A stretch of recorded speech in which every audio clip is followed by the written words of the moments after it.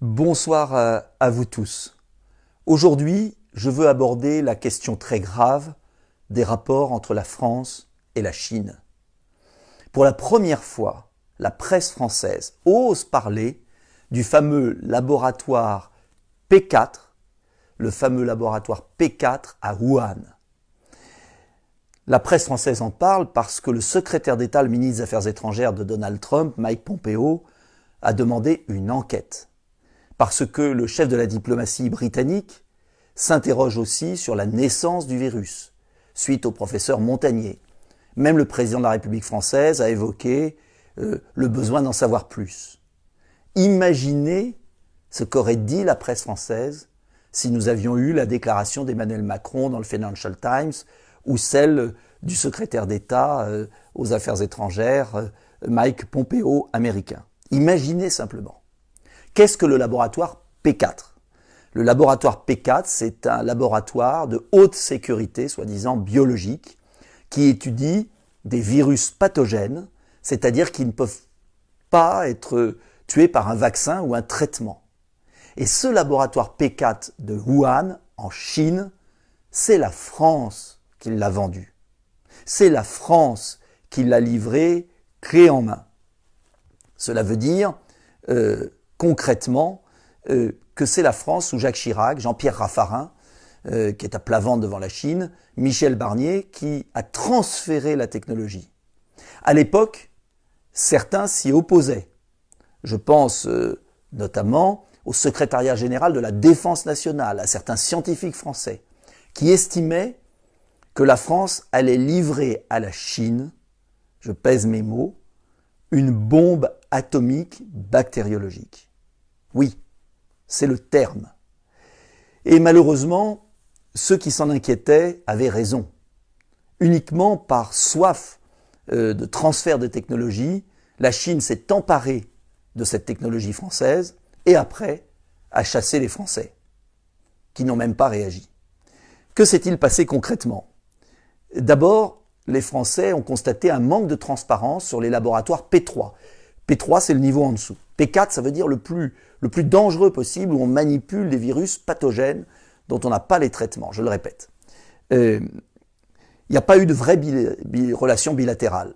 Et Alain Mérieux, qui présidait le comité conjoint franco-chinois, a démissionné en 2015. 50 chercheurs français qui devaient travailler pendant 5 ans dans ce laboratoire n'y sont jamais allés.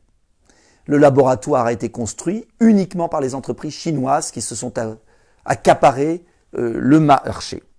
Et enfin, en janvier 2018, lors de l'ouverture, inaugurée d'ailleurs par le Premier ministre Cazeneuve avant, et puis l'ouverture en janvier 2018,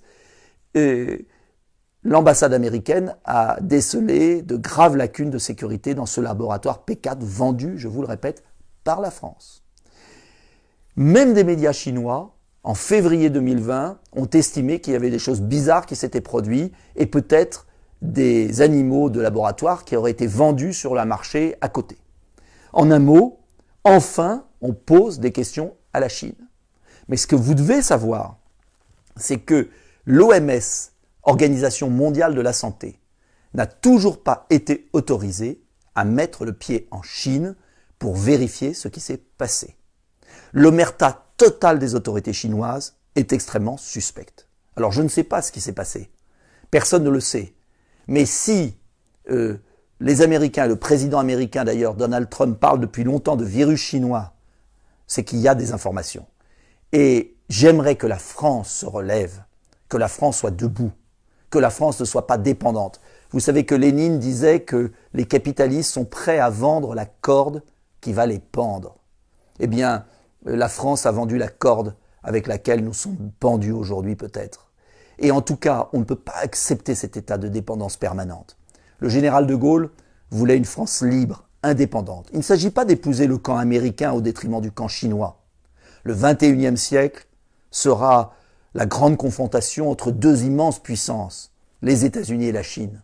La France doit garder son indépendance absolue et des coopérations européennes intelligentes doivent avoir lieu pour affronter ces deux superpuissances.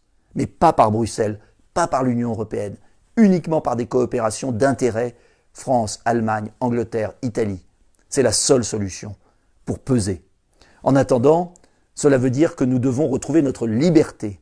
Nous devons arrêter de vendre notre âme à la Chine. Nous devons demander une enquête indépendante de l'Organisation mondiale de la santé avec des experts français, américains, anglais, allemands, pour aller voir ce qui s'est vraiment produit. C'est la condition pour vaincre cette terrible épidémie. Nous devons savoir d'où elle vient, comment elle est née.